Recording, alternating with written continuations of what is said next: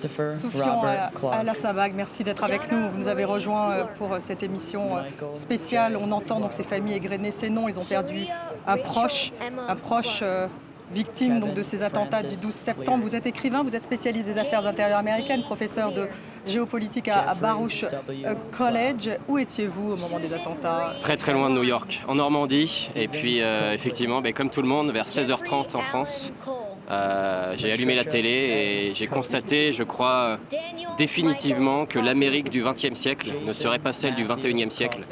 Avec un changement de paradigme immense, l'Amérique vraiment toute puissante de Bill Clinton, qui gagne la guerre froide, qui est au sommet, au fait de sa puissance, notamment sur le point de vue militaire, et qui, dès la première année du XXIe siècle, eh bien, est défaite, non pas militairement, mais par la terreur, par un événement très ponctuel, mais extrêmement mortel. 3000 Américains péris, et qui, en fait, sont le symbole, eh bien, je crois, de la fin de la toute-puissance de l'Amérique, qui n'a jamais été, depuis 20 ans, aussi puissante qu'elle ne l'était dans les années 90. George Bush a dit à l'époque ces attentats sont la matrice du XXIe siècle. Je pense que George Bush a dit beaucoup de choses très très fausses, et notamment au lendemain des attentats du 11 septembre. Mais là, pour le coup, sur cette citation, je crois c'est tout à fait correct. Qu'est-ce qu'il a dit de faux après, au lendemain? Là, cette guerre contre le terrorisme qu'il a déclarée tout de suite, oui, guerre je pense totale. qu'il y a eu beaucoup de débats. Si Bush n'avait pas été élu, si Al Gore avait été élu, est-ce que la guerre en Afghanistan aurait eu lieu? La réponse est sans doute oui. Sur la suite, évidemment, tous les mensonges à propos de l'Irak, les erreurs qui étaient sciemment effectuées ou non, c'est difficile de le déterminer, mais les armes de destruction massive, la relation de Saddam Hussein avec Al-Qaïda, tout ça n'a pas été démontré, et on voit que ces erreurs, peut-être ces mensonges de l'administration Bush, eh bien, ont eu des conséquences absolument phénoménales sur la suite des années 2000 et jusqu'à aujourd'hui, en 2021, quelques jours après, où effectivement on a vu Kaboul tomber encore à la fois entre les mains des talibans, et c'est un peu un retour à la case départ. Retour à la case départ, donc c'est un peu tout ça pour ça, 20 ans après, c'est comme ça que vous le ressentez? Oui, c'est vrai, et puis je pense que l'administration Bush a eu a marqué significativement l'histoire de l'Amérique. Il y a deux choses, par exemple, qu'on peut dire sur l'héritage de Bush. Eh bien, il a été tout à fait balayé. Cela en deux raisons. C'est qu'en 2008, Barack Obama est élu président des États-Unis très très largement, sur une plateforme idéologique tout à fait contraire à celle de George W. Bush. Et puis surtout en 2016, vous avez Donald Trump, le président anti-interventionniste, America First, mais dans ses frontières, qui a gagné la primaire du Parti républicain sur un programme totalement opposé, notamment en matière de politique étrangère, à ce qu'était la politique de Bush. La politique de Bush, c'était on veut reconstruire des nations, on appelait ça le nation building, c'était déjà différent avec Donald Trump. Joe Biden a retiré donc tout récemment les troupes américaines d'Afghanistan, on le sait, à Kaboul, les talibans triomphent. C'est quoi aujourd'hui la politique américaine étrangère?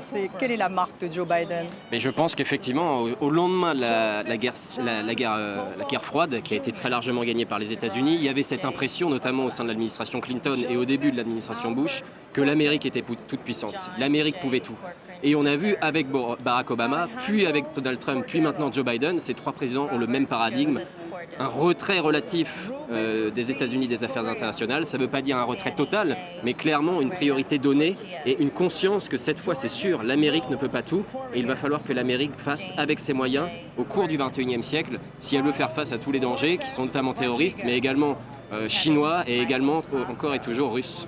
Donc c'est quoi, une puissance relative? Une puissance Quel relative. est le leadership américain aujourd'hui? C'est une puissance, je crois, qui doit se fonder sur un pouvoir raisonné.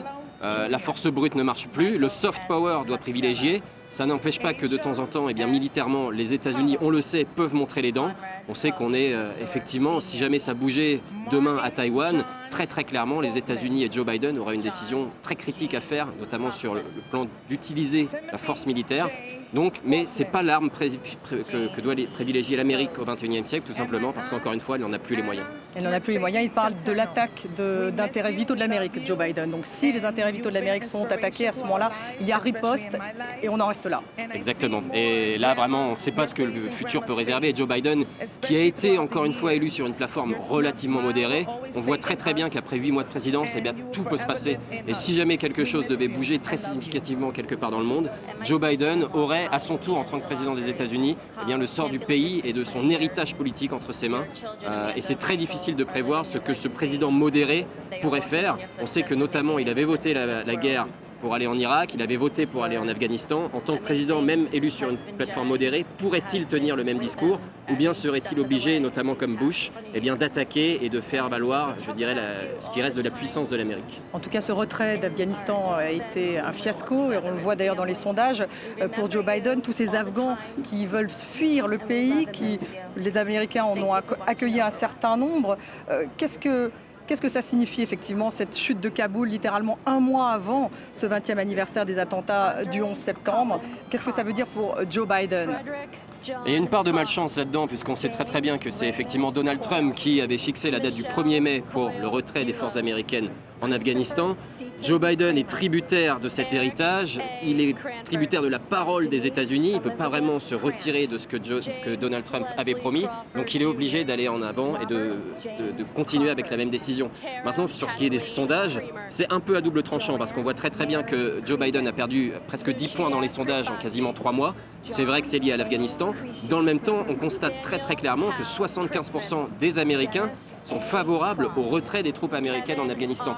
Donc sur le long terme, pour les élections de mi-mandat de 2022, voire la présidentielle de 2024, s'il se représente, il n'est pas certain que les Américains retiendront contre Joe Biden le fait de s'être retiré de l'Afghanistan, même si, encore une fois, c'est vrai, l'évacuation, et notamment les 3 dernières semaines, était un fiasco. Est-ce que les Américains souhaitaient ce retrait? Vous l'avez bien dit, souhaitaient ce retrait des militaires. Et ils le souhaitaient, c'est pas du tout nouveau. Dès la présidence de Barack Obama, il est élu en large partie, non pas parce qu'il a promis le retrait de l'Afghanistan, mais il a promis très clairement une politique d'engagement des forces américaines beaucoup plus modérée, à la fois en Afghanistan et en Irak.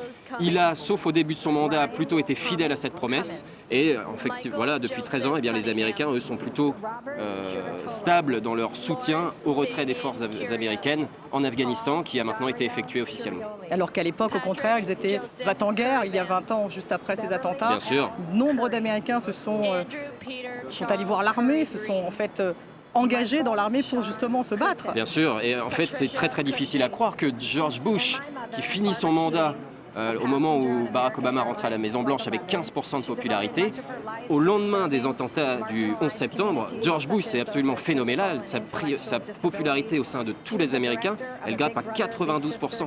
Pouvez-vous imaginer un président partout dans le monde qui aujourd'hui aurait 92% de popularité? C'est totalement inouï. Et ce qui est assez intéressant, c'est de voir que, en fait, encore une fois, cet héritage de Bush, ce qu'il a fait de cette popularité dans sa présidence, eh bien, c'est pas du tout cohérent avec ce que les Américains attendaient.